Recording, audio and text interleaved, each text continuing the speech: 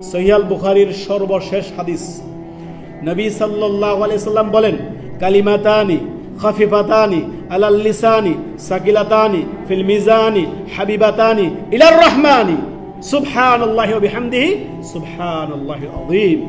চমৎকার জিকির, ছোট্ট জিকির, এর কত দারাজাত রয়েছে, কত চমৎকার কথা। সুবহানাল্লাহি ওয়া বিহামদিহি, যাবতীয় প্রশংসা গুণগান কার?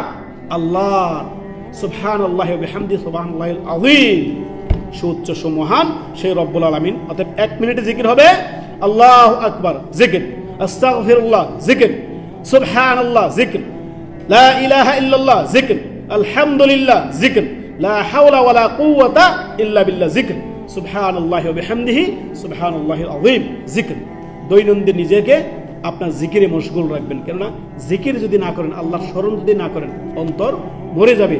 আলা বিযিকরিল্লাহি তাতমাইন্নুল কুলুব, আল্লাহর জিকির দ্বারাই আপনার অন্তরগুলো প্রশান্ত হয়।